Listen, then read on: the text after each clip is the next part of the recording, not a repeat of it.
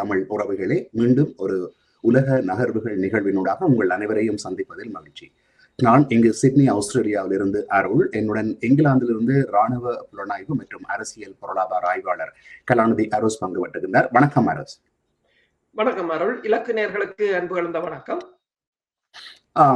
சில நாட்கள் ஓய்ந்திருந்த இந்த யுத்தம் மீண்டும் தொடங்கி இருப்பதாக தெரிகிறது. குறிப்பாக இந்த தடவை ஆரம்பித்த இடம்தான் கொஞ்சம் வித்தியாசமாகவும் யார் அதில் உருவாகிறார்கள் என்பதை பொறுத்தது.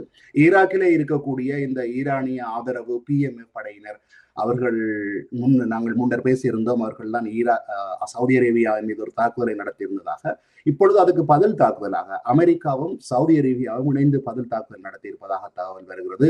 அதிலே பல PMF படையினர் வந்திருப்பதாகவும் தெரிய வருகிறது. இங்கே இப்பொழுது அதாவது சவுதி அரேபியாவுடைய தாக்குதல் இதை ஈரான் மீதான தாக்குதலாக எடுத்துக்கொள்ள முடியுமா என்ற விவரங்களையும் நேயர்களுக்கு தெளிவாக கூறுங்கள். உண்மைதான். என்னென்றா களமுனை மாறி இருக்கின்றது.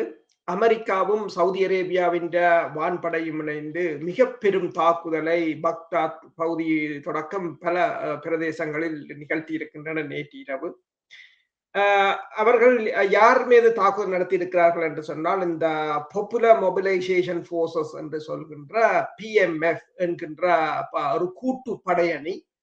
அந்த படையணியை பொறுத்தவரையில் அது ஈரானுடன் நெருங்கிய தொடர்புகளை கொண்ட படையணி. 2014 இந்த ISIS அமைப்பு சிரியா, ஈராக் போன்ற பகுதிகளை கைப்பற்றி இருந்தது, பெருமளவான இடங்களை. அந்த அமைப்பு கிட்டத்தட்ட பிரித்தானியாவின் பரப்பளவுள்ள இடங்களை கைப்பற்றி இருந்தது. அதை மீட்பதற்காக ஈரான் முன்னாள் ஜெனரல் காட் படையணியின் கட்டளை அதிகாரி சொலாமணி தலைமையில் பயிற்சி கொடுக்கப்பட்டு வளர்க்கப்பட்டவர்கள் தான் இந்த PMF என்ற அணி. 2014 உருவாகியது. அது 2016 வரையிலும் மிக திறமையாக போராடி அந்த ISIS-ஐ ஈராக்கில் இருந்து வெளியேற்றி இருந்தது. அதற்கு பிறகு ஈராக் இராணுவம் அவர்களை தங்களுடன் இணைத்திருந்தது.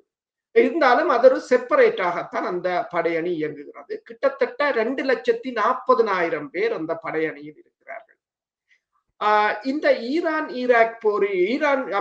அமெரிக்க போரின் போது ஈராக்கில் இடம்பெற்ற தாக்குதல்களுக்கு இந்த படையணியின் வெவ்வேறு குழுக்கள், அது ஒரு கொலிஷன் போர்சஸா தான் இருக்கிறது. அந்த படையணியின் வெவ்வேறு குழுக்கள் இதற்கு பொறுப்பென்று கூறியிருந்தார்கள்.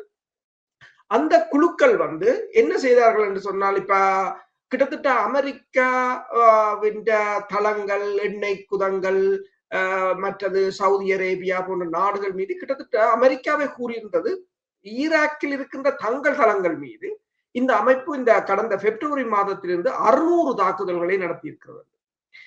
உங்களுக்கு தெரியும், இந்த டேங்கர் விமானமான KC-135 கூட அங்குதான் சுட்டு வீழ்த்தப்பட்டிருந்தது ஏவுகணையா. அப்படி ஈரான் அவர்களுக்கு கடும் ஆயுத விநியோகம் எல்லாவற்றையும் பயிற்சிகள் என்று சொல்லி ஒரு ஈரான் ஒரு துணைப்படையாகத்தான் அவர்கள் இயங்கியிருந்தார்கள். ஈரான் அதை பயன்படுத்தியது என்னென்று சொன்னால், இந்த கேர்டிஸ்தான் அமைப்பு ஈரான் மீதான தாக்குதல்களை தடுப்பதற்கு இந்த படையணியை பயன்படுத்தலாம். அண்மையில் இந்த ஹூதிஸ் அமைப்பு சவுதி அரேபியா மீது தாக்குதல் நடத்திய போது இந்த படையணி அதனுடன் இணைந்து தாக்குதலை நடத்தியிருந்தது சவுதி அரேபியா.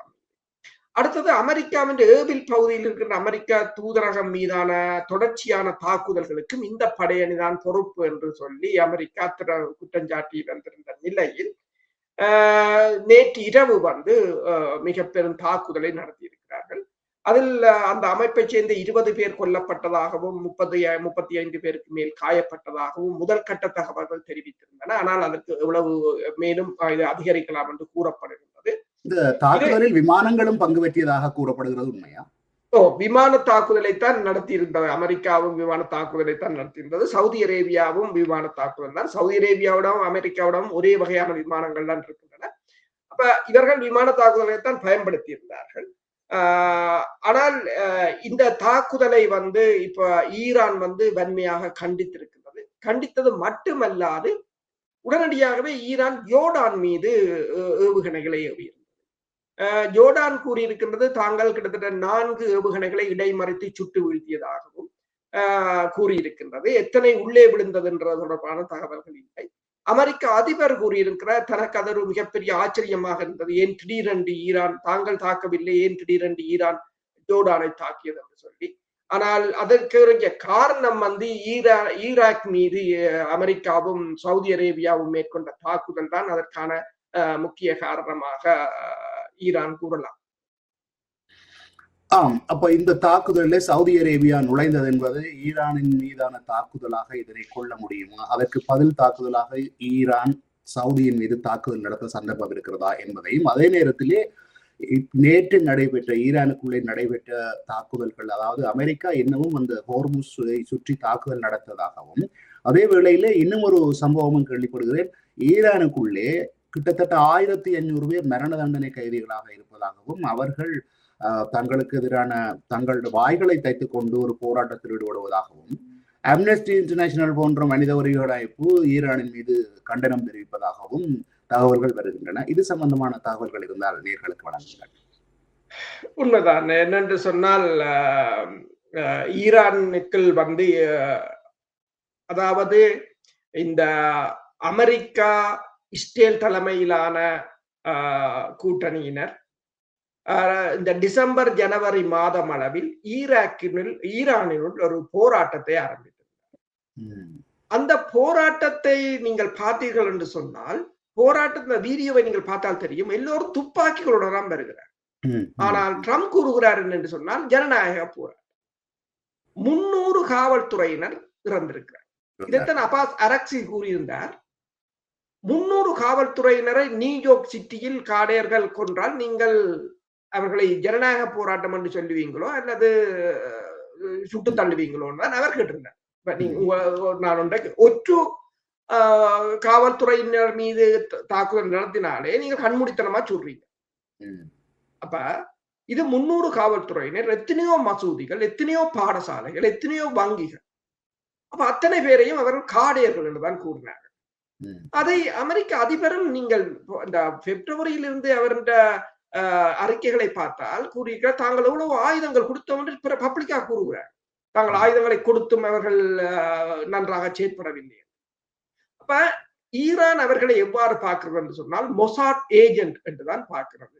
மற்றது அமெரிக்காவின் புலனாய்வுத்துறையை சேர்ந்தவர்கள், தேசிய பாதுகாப்புக்கு ஆபத்து என்றுதான் அவர்களை பார்க்கிறது. இப்ப இது இப்ப இந்தியாவை தொடர்பாக கூட நாங்க பேசினா, அது சொந்த மக்கள் ஜனநாயக போராட்டத்தின் மீதே துப்பாக்கி பிரயோகத்தை மேற்கொள்கிறார்கள், அடிக்கிறார்கள். ஆனால் இப்படி ஆயுதங்களுடன் வந்தால் என்ன நிலைமை என்றதை, அப்ப இதை அம்னஸ்டி இன்டர்நேஷனலாக இருக்கலாம், இந்த ICC ஆக இருக்கலாம், எல்லா அமைப்புகளும் அவர்களுடன் சேர்ந்த அமைப்புகள். ஹியூமன் ரைட் வாட்ச் என்றது வாஷிங்டனை தளமாக கொண்ட அமைப்பு, அம்னஸ்டி இன்டர்நேஷனல்ன்றது இங்கே யூரோப்பை தளமாக கொண்ட அமைப்பு, எல்லாம் அவங்க தங்களுக்கண்டே அந்த சிஸ்டத்தை உருவாக்கி வைத்தது. இன்றைக்கு பார்த்தீர்கள் என்று சொன்னால் சாட் என்ற இந்த நாடு ICC-யிலிருந்து இன்றைக்கு வெளியேறுது. இது கிட்டத்தட்ட 4வது நாடு. போன வருடம் நைகர் வெளியேறியிருந்தது, மாலி வெளியேறியிருந்தது, பெர்கினோ ஃபசோ வெளியேறியிருந்தது. இப்போது சாட் வெளியேறுகிறது. ஏனென்று சொன்னால் அவங்க கூறுகிறார்கள், இந்த ICC வந்து எங்களுக்கு எல்லாம் ஒரு பயாசா இருக்கிறது, ஆப்பிரிக்க நாடுகளுக்கு நீங்கள் எங்களுக்கு மட்டும் சட்டங்களை போடுகிறீர்களே தவிர நீங்கள் எல்லாரும் நீங்கள் நினைத்ததை செய்கிறீர்கள் என்ற தோணி. அதே போலதான் இந்த அமைப்புகள் இப்ப அவர்களை எல்லாம் ஜனநாயகவாதிகளாக காட்ட முற்படுகிறார்கள். ஏன் ட்ரம்ப் பல தடவைகள் பேசும்போது 35,000 பேர் அங்கு சுட்டுக் கொல்லப்பட்டதாக கூட கூறியிருந்தார். ஆனால் இடைமறிப்புக்கு மன்னிக்கவும், அது முன்னர் இந்த ஈரானில் இருந்து துரத்தப்பட்ட ஷா என்கின்ற அதிபர் மக்கள் போராட்டத்தால் துரத்தப்பட்டவருடைய மகனை தான் இதுல முன்னின்று பின் அமெரிக்காவில் இருந்து செயற்படுத்துவதாக ஒரு தகவல் இருக்கின்றது. உண்மையா? அவர் அங்கு அமெரிக்காவில் தான் இருக்கின்றார். அவர் தொடர்ச்சியாக அங்கு பேட்டிகளை கொடுத்து கொண்டிருப்பார்.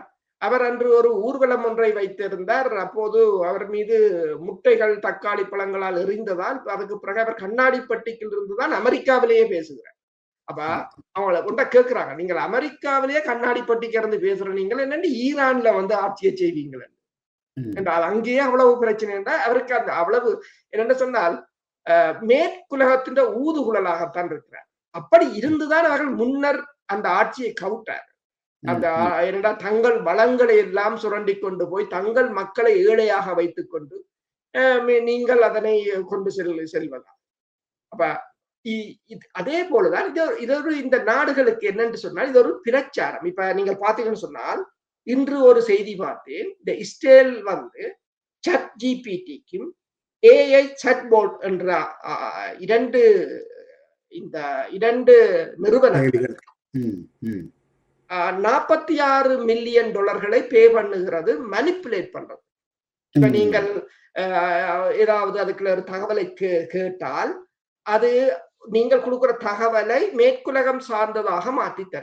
நிகழ்வில் ஒன்றே குறிப்பிட்டீர்கள். அதாவது இந்த சைனாவுடைய ChatGPT டீப்சீக்கோ அல்லது மெட்டை வந்து கேட்டதை அப்படியே சொல்லுகின்றன. ஆனால் இந்த ChatGPT போன மேற்குலகத்துக்கு சார்பாக மாற்றி செல்லுகின்றன என்று நீங்கள் குறிப்பிட்டீர்கள் இதே நிகழ்ச்சியிலேயே. ஆமா, உண்மைதான். அதே சமயம் ஈரானில் இடம்பெற்ற தாக்குதல்களை பார்க்கலாம். ஈரானை பொறுத்தவரை இன்று மிகப்பெரிய செய்தி என்னென்று சொன்னால் ஈரான் சீனாவிடம் இருந்து 400 ஏவுகணைகளை வாங்குகிறது என்று எல்லா இடமும் பரவலாக போடப்பட்டிருக்கிறது. ஹாங்காங்கின் இருக்கிற நிறுவனத்தின் ஊடாக இந்த QW-12 மற்றும் FN-16 ரக 2 ஏவுகணைகளை, அதாவது ஷோல்டர் ஃபயர், இந்த மேன் பேட்ஸ் என்று சொல்றது, அந்த ஏவுகணைகளைத்தான் வாங்குகிறார்கள். IR, அதாவது புற ஊதா கதிர்களை நாடி செல்லக்கூடிய இந்த ஏவுகணைகள், அதன் முன்னிய வேர்ஷனான FN-6 என்றது வந்து டுயல் பர்பஸ். இப்ப UV-IR சேர்ந்தது, இது IR ஆக இருக்கும். கிட்டத்தட்ட 0.5 தொடக்கம் 6 கிலோமீட்டர் தூர வீச்சு கொண்டது. உயரம் என்று பார்த்தீங்கன்னு சொன்னா 10 மீட்டர்ல பறக்கிற விமானங்களையும் 4 கிலோமீட்டர் தூரத்துல பறக்கிற விமானங்களையும் சுட்டு வீழ்த்தும் என்று கூறியிருக்கிறார்கள். இந்த வாரமே அந்த டெலிவரியை சீனா செய்கிறது என்று கூறியிருக்கிறார்கள். சீனா அதுக்கு மறுப்பு தெரிவித்தாலும் ஈரான் அது தொடர்பாக எதுவும் பேசவில்லை என்று கூறப்படுகிறது. இந்த டீல் வந்து கிட்டத்தட்ட $70 மில்லியன் வாங்கப்பட்டிருக்கிறது என்று கூறியிருக்கிறார்கள். ஏன் இந்த ஷோல்டர் ஃபயரை வாங்குகிறார் என்று சொன்னால், இப்ப பெரிய ஏவுகணைகள், இப்ப S-300, S-400 போன்ற ஏவுகணைகள் பற்றியாட்டா அது ஸ்டாட்டிக், அது ஒரு இடத்தை வைத்துத்தான் ஏவுகிறது, அது இலகுவாக அடிக்கலாம். இது மேன் பேட்ஸ் என்றபடியா மூவ் பண்ணி கொண்டிருக்கலாம். அப்ப இதை கண்டறிந்து அமெரிக்காவால் தாக்குவது வந்து மிக மிக கடினமாக இருக்கும் என்பதால் அவர்கள் இந்த மேன் பேட்ஸை பயன்படுத்தி வாங்கி இருப்பதாக கூறப்படுகிறது. அதே சமயம் இந்த உக்ரைன் வந்து இன்றைக்கு நியூயார்க் டைம்ஸ் ஒன்றை போட்டிருக்கிறது. உக்ரைன் வந்து ஈரான் கப்பலை தாக்கிய பிறகு ஈரான் பிளாக் சி கருங்கடல் பகுதியில் இருக்கின்ற உக்ரைன் துறைமுகத்தை தாக்குவதற்கு தயாரானதாகவும், அதற்கு பிறகு உக்ரைன் வந்து ஈரான் வெளிவார அமைச்சருடன் நடத்திய பேச்சுக்களின் பின்னர் அது கைவிடப்பட்டிருப்பதாகவும் நியூயார்க் டைம்ஸ் போட்டிருக்கிறது. இதே நேரம் ஈரான் Su-24MK என்ற ரஷ்யாவின் குண்டுவீச்சு விமானங்கள் அந்த முதல் சண்டையில், அதாவது மார்ச் மாதம் அல் உதய் விமான நிலையத்தில் குண்டை வீச சென்ற குண்டு வீச்சை நடத்தி இருந்தது. அதில் 4 விமானங்களை F-15 ரக விமானங்களால் சுட்டு வீழ்த்தியிருந்தார்கள். அதில் ஒரு விமானத்தையும் அதன் இறந்தவற்ற உடலங்களையும் இப்போது ஒப்படைத்திருப்பதாகவும், மற்ற 3 விமானங்களுக்கு என்ன நடந்தது தெரியாது என்றும் கூறப்பட்டிருக்கின்றது. அதே சமயம் இப்போது அமெரிக்கா ஒன்றை கூறியிருக்கின்றது, இந்த ஜோர்டானில் இருக்கின்ற தளங்களில், மற்றது அமெரிக்க தளங்களில் இருக்கின்ற படையினர் அவர்கள் வந்து மொபைல் போன்களை பாவிக்க வேண்டாம் என்று சொல்லியும், வீடியோக்களை வெளியில் அனுப்ப வேண்டாம் என்று சொல்லியும் கடுமையான உத்தரவுகள் பிறப்பிக்கப்பட்டிருப்பதாக இப்போது கூறப்படுகின்றது.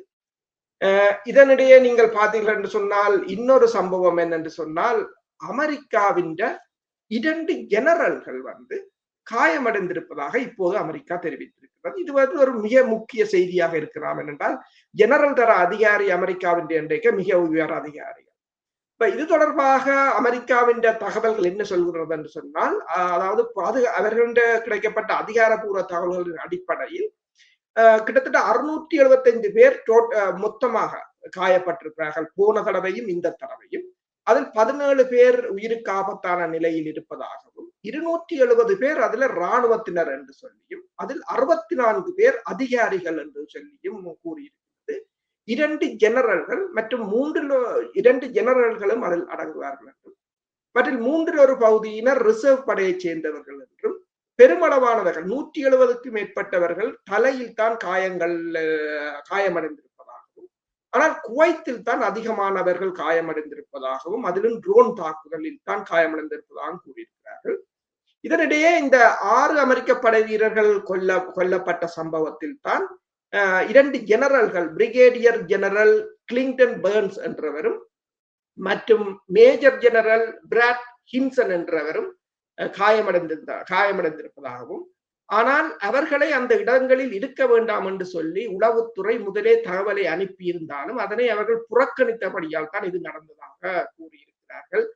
சில சமயங்களில் அந்த நாங்கள் முதல் பேசியிருந்தோம், ரியாத்தில் இருக்கின்ற CIA அலுவலகத்தை தாக்கியிருந்தார்கள். அதில் காயப்பட்டார்களோ என்னென்று இன்னும் தெரியவில்லை. இதனிடையே இந்த மார்ச் 3 அன்று 29 பேரும், மார்ச் 18ஆம் தேதி அன்று 79 பேரும், அதாவது ஒரே நாளில் அதிகளவானவர்கள் காயமடைந்திருப்பதாகவும் கூறியிருக்கிறார்கள். ஜூலை 8ஆம் தேதி, அதாவது இப்ப 2ஆம் கட்டம் நடந்த தாக்குதல்களில் கிட்டத்தட்ட 200க்கும் மேற்பட்டவர்கள் காயமடைந்திருப்பதாகவும் அந்த தகவல்கள் தெரிவிக்கின்றன. இப்பொழுது நான் ஒரு கணிப்புக்காக கணிப்பிட்டு பார்த்தேன். 1 கிலோமீட்டர் என்பது 3280 அடிகளாக காட்டுகின்றது. பொதுவாக விமானங்கள் பறக்கின்ற உயரத்தை, இந்த பயணிகள் விமானம் 30,000 அடி வரைக்கும் 40,000 அடி இந்த உயரத்தில் தான் பறப்பதாக கூறுவார்கள். கிட்டத்தட்ட அதன்படி பார்த்தால் ஒரு 10-15 கிலோமீட்டர் உயரத்தில் தான் விமானங்கள், அதாவது பயணிகள் விமானங்கள் பறக்கும். இப்பொழுது இந்த சைனா வாங்கி இருக்கின்ற இந்த ஏவுகணைகள் என்பவை விமானங்களை சுழக்கூடிய வலிமை உள்ளவை. 4 கிலோமீட்டர் என்பது கிட்டத்தட்ட 12,000 தொடக்கம் 13,000 அடி உயரத்துக்கு பறக்கக்கூடிய விமானங்களை தான் தாக்கக்கூடியவை. ஏனென்றால் தாக்குதல் நடத்துவதாக இருந்தால் விமானங்கள் கீழ் நோக்கி வந்து வர வேண்டும், 10,000 அடிக்கு வர வேண்டும். ஆகவே அந்த தாக்குதல் நடத்தக்கூடிய விமானங்களின் வீச்சுக்குள் இந்த ஏவுகணைகள் வருகின்றன. அந்த அடிப்படையில் தான் வாங்கியிருக்கிறார்கள். அதை கொஞ்சம் தெளிவுபடுத்துங்க. உண்மைதான். என்னென்று சொன்னால் இது குறுந்தூர ஏவுகணை என்றுதான் சொல்வது. இப்ப S-300 எல்லாம் 200 கிலோமீட்டர் ரேஞ்ச். அது ஜெட் விமானங்களை, போர் விமானங்களை சுடுவதற்கு அது பயன்படுத்தலாம். அதே போல S-400 எல்லாம் 400 400 கிலோமீட்டர் ரேஞ்ச் உடையது. ஆனால் இந்த ஏவுகணைகள் இப்ப விடுதலை புலிகள் பயன்படுத்தியதும் இதே ஏவுகணை, மேன் பேட்ஸ் சொல்றது, அக்ரோ விமானங்களை சுட்டு வீழ்த்தினார்கள். இதுகள் கொஞ்சம் 10,000 அடிக்கு கீழே பறக்கிறதான் சுடலாம், அதற்கு மேல் பறப்பதை சுட முடியாது. ஆனால் இது தாழ்வாக பறக்கின்ற விமானங்கள் மற்றும் உலங்கு வானூர்திகள், ட்ரோன்களை சுட்டு வீழ்த்துவதற்கு அவர்களுக்கு உதவலாம் என்று கூறப்படுகிறது. B-2 அல்லது B-1 ரக விமானங்கள், B-52 ரக விமானங்கள் அவையெல்லாம் மிக அதிக உயரத்தில் பறப்பதால் அந்த விமானங்களை இந்த ஏவுகணையால் சுட்டு வீழ்த்த முடியாது. ஆனால் அதற்கு அவர்கள் வேறு ஏவுகணைகளை வச்சிருக்க S-300 கூட ஈரானிடம் இருக்கின்றது. அதே போல அவர்களுடைய சொந்த தயாரிப்பான ஏவுகணைகள் கூட இருக்கின்றன. ஆனால் இது அவர்களுக்கு ஏன் இதை தெரிவு செய்திருக்கிறார்கள் என்று சொன்னால், அமெரிக்கா இஸ்ரேல் படையினர் விமானங்களால் இதை இலகுவில் அடையாளம் கண்டு அடிக்க முடியாது. ஏனென்றால் நகர்த்தலாம், இலகுவில் அதை நகர்த்தக்கூடிய போர்ட்டபிளாக இருக்கும். இன்னொன்று, அமெரிக்காவுக்கு ஒரு தரையிறக்க தாக்குதலுக்கான திட்டம் இருந்தால் தரையிறங்குகின்ற படையினருக்கான விநியோகங்கள், அவர்களை தரையிறக்குவதற்கு வருகின்ற உலங்கு வானூர்திகளை தாக்குவதற்கு இது மிகச்சிறந்த ஆயுதம் என்றபடியால் அதற்கு தடுப்பதற்காகத்தான் இதனை கொள்வனம் செய்கிறார். சரி, நல்லது. அதாவது இப்பொழுது ஹோர்முஸ்லே நேற்றைய சம்பவங்களின்படி, அதாவது ஓமான் கரையோரமாக நகர முற்பட்ட 3 கப்பல்கள் தாக்கப்பட்டிருப்பதான தகவல் ஒன்று வருகிறது. அதுல என்ன உண்மை இருக்கிறது? அதுவேளையில் அதுக்கு பதிலடியாக திருப்பவும் அமெரிக்கா இந்த முற்றுகையை தாங்களும் இருக்குவதாக தாக்குதல் நடத்தினதாகவும் தகவல் வருகின்றன. இந்த விவரங்கள் கொஞ்சம் வழங்குங்கள். ஹோர்முஸ் நீரிணையில் இன்று தங்கள் கட்டளையை மீறி சென்ற 3 கப்பல்களை தாங்கள் தாக்கி இருப்பதாக ஈரான் தெரிவித்திருக்கிறது. ஆனால் கப்பல்களுக்கு என்ன நடைபெற்றது என்று தெரியவில்லை. அதே சமயம் நாங்கள் நேற்று பேசியிருந்தோம், ஓமான் ஈரானிடம் ஒரு ப்ரொபோசல் ஒரு தீர்மானம் ஒன்றை கொடுத்திருந்தது இந்த ஹோர்முஸ் நீரிணை தொடர்பாக. அதை இன்று ஈரான் நிராகரித்திருக்கின்றது. ஏனென்று சொன்னால், ஓமான் கொடுத்தது என்னென்று சொன்னால் 50-50, உங்களுக்கு 50 எங்களுக்கு 50 என்றால் நாங்கள் 50 வைத்திருக்கிறோம் என்றால் அமெரிக்கா கப்பல் எல்லாம் 50க்குள்ளால போடும். அப்ப அது சரி வராது. அப்ப ஈரான் அதை மறுத்து விட்டது என்று கூறியிருக்கிறார்கள். இதே சமயம் ஜப்பான் வெளிவார அமைச்சர் ஈரான் வெளிவார அமைச்சரோட கலைச்சது என்று நாங்கள் இப்ப நேற்று அல்லது இந்த 2 நாளைக்கு முதல் பேசியிருந்தோம். இப்போது ஜப்பான் 3 கப்பல்களை விட்டிருக்கிறார்கள், 3 எண்ணெய் கப்பல்களை. மே மாதம் ஒரு கப்பலை விட்டிருந்தார்கள். அது ஜூன் மாதம் ஜப்பானுக்கு கிட்டத்தட்ட 2 மில்லியன் பேரல் எண்ணெய்களை கொண்டு செல்ல வேண்டும். இப்போது நேற்று 3 கப்பல்களை விடுவித்திருக்கிறார்கள். மற்றபடி இந்த IRGC கூறியிருக்கின்றது ஹோமூஸ் தற்போது மூடப்பட்ட நிலையில் தான் இருப்பதாக கூறியிருக்கிறார்கள். இதே சமயம் இந்த ஹோமூஸ் நீரிணை இந்த அமெரிக்காவின் கடல் முற்றுகையில் இணைவதற்கு இப்போது பிரித்தானியாவும் பிரான்சும் உத்தியோகபூர்வமாக அமெரிக்காவுக்கு மறுப்பை தெரிவித்திருப்பதாக கூறப்படுகிறது. அதே சமயம் இந்த ஹூதிஸ் அமைப்பினர் அன்சர் அல்லாஹ் படையினர் செங்கடல் பகுதியில் நிதி, அதாவது டோல் ஒன்றை போடுவதற்கு, அதாவது அதனால் செல்கின்ற கப்பல்களுக்கு நிதி வசூலிப்பது தொடர்பாக இப்போது தீர்மானத்தை முன்வைத்திருப்பதாகவும் அதில் சீனாவுக்கு விதிவிலக்கு அளிக்கப்பட்டிருப்பதாகவும் கூறியிருக்கிறார்கள். இப்பொழுது இஸ்ரேல் நிலைமைகள் என்ன? நெத்தன்யாகு அமெரிக்காவை சென்றிருந்தார், மோடி அறையிலே பேச்சுவார்த்தைகளை நடத்தியிருந்தார். அதன் பின்னர் ஏதாவது இஸ்ரேல் தொடர்பான புதிய செய்திகள் ஏதாவது இருக்கின்றனவா? நெத்தன்யாகு அங்கு போயிருக்கின்றார். அதே சமயம் வாஷிங்டன் டிசி, நியூயார்க் பகுதிகளில் அவருக்கு எதிராக போராட்டங்கள் இடம்பெற்றிருக்கின்றன. அவரை கைது செய்ய வேண்டும் என்பது தொடர்பாக போராட்டங்கள், போர்க்குற்றவாளி என்று சொல்லி மேற்கொண்டிருக்கிறார்கள். இதனிடையே செலன்ஸ்கி உக்ரைன் அதிபர் நெத்தன்யாவை சந்திப்பதற்கு மேற்கொண்ட முயற்சிகள் பலனளிக்கவில்லை என்று சொல்லியும், முதல் நெத்தன்யாவும் செலன்ஸ்கியும் சந்தித்து பேசுவதாக இருந்தது என்றும், ஆனால் பிறகு அவர்கள் அந்த நிகழ்ச்சி நிரலை மாற்றிவிட்டதாகவும் கூறியிருக்கிறார்கள். இதே சமயம் இஸ்ரேல் கூறியிருக்கின்றது புதன்கிழமை இரவு ஹிஸ்புல்லாக்கள் ட்ரோன் தாக்குதலை மேற்கொண்டதாக கூறியிருக்கிறார்கள். ஆனால் அதனால் ஏற்பட்ட சேத விவரங்கள் தொடர்பாக கூறவில்லை. இதனிடையே இஸ்ரேலின் பாதுகாப்பு அமைச்சர் காட்ஸ் கூறியிருந்தார், ஈரானை தாக்கிய விமானங்கள் இஸ்ரேலில் இருந்துதான் புறப்பட்டு சென்றது, அமெரிக்க விமானங்கள் என்று. அது சென்ட்ரல் என்ற மத்திய கட்டளை மையத்துக்கு கடும் சினத்தை ஏற்படுத்தியிருப்பதாகவும், அவர் தாங்கள் எங்கிருந்து புறப்பட்டு வருகிறோம் என்பதை இவர் காட்டிக் கொடுத்து விட்டார் என்ற ஒரு செய்தியும் வருகிறது. இதனிடையே நாங்கள் நேற்று பேசியிருந்தோம், 2 பெண் வீரர்களின் உடல்களை கைப்பற்றியிருந்தார்கள். அவர்கள் சில சமயங்களில் ஈரான் உளவுத்துறையாக இருக்கலாம் என்ற தொடியில் கதைத்திருந்தோம். இன்றைக்கு அதை உறுதிப்படுத்துவது போல இன்றைக்கு ரிசர்வ் படையை சேர்ந்த ஒருவரை இஸ்ரேல் கைது செய்திருக்கின்றது. என்றால் அவருக்கும் ஈரான் புலனாய்வுத்துறைக்கும் இடையிலான தொடர்பு இருந்ததாகவும், இஸ்ரேலின் ராணுவ தளங்கள், ராணுவம் தொடர்பான தகவல்களை அவர் ஈரானுக்கு வழங்கியதாகவும் இன்று கைது செய்திருக்கிறார்கள். என்னும் போது அதற்குள் பெருமளவான ஊடுருவல்கள் இருப்பது போலதான் தெரிகிறது. இதனிடையே நெத்தன்யாகு அமெரிக்க அதிபரை சந்தித்து பேசியிருக்கின்றார். அமெரிக்காவின் போர்த்துறை அமைச்சர் பீட் ஹெக்ஸத்தையும் சந்தித்து பேசியிருக்கின்றார். அதாவது இவை கொள்கை ரீதியான பிரிவுகள் என்று தாங்கள், அதாவது எங்களுக்கிடையே பிளவுகளை தேடுபவர்களை ஏமாற்ற நான் விரும்பவில்லை என்று அவர் ஃபாக்ஸ் நியூஸுக்கு தெரிவித்திருக்கின்றார். அதாவது இவை கொள்கை ரீதியான பிரிவுகள் என்று நான் கருதவில்லை, மாறாக நாங்கள் எவ்வளவு உறுதியானவர்கள் என்பது குறித்த மதிப்பீட்டில் தான் அவர்களுக்கு இந்த கருத்து வேறுபாடுகள் உள்ளன என்று அவர் கூறியிருக்கிறார். ட்ரம்புடன் மேற்கொண்ட பேச்சுவார்த்தையும் பீட் ஹெக்ஸத்துடன் மேற்கொண்ட பேச்சுவார்த்தையும் கணிசமாக வெற்றி அளித்திருப்பதாகவும், ஈரான் தனது அணு ஆயுதங்களை எந்த இடத்துக்கு இப்போது மாற்றி வைத்திருக்கிறது என்பது தொடர்பான தகவல்களை தாங்கள் வழங்கி இருப்பதாகவும் அவர் தெரிவித்திருக்கிறார். பீட் ஹெக்ஸத் தன்னிடம் கூறியதாகவும், அதாவது சில நாடுகளுக்கு அமெரிக்காவுக்கு உதவி செய்ய விருப்பம் இருக்கின்றது, ஆனால் அவர்களிடம் வலிமை இல்லை. சில நாடுகளிடம் வலிமை இருக்கின்றது, அவர்களுக்கு அமெரிக்காவுடன் சேர்ந்து செயற்பட விருப்பம் இல்லை. ஆனால் இஸ்ரேல் தான் இஸ்ரேலுக்கு அது 2ம் இருக்கின்றது என்று தங்களை பாராட்டியதாகவும் கூறியிருக்கிறார். சரி, இத்துடன் இன்றைய இந்த நிகழ்வை நாங்கள் நிறைவு செய்து கொள்கின்றோம். மீண்டும் ஒரு நிகழ்வில் உங்கள் அனைவரையும் சந்திக்கும் வரை உங்களிடம் விடைபெறுகிறோம். நன்றி, வணக்கம். நன்றி, வணக்கம்.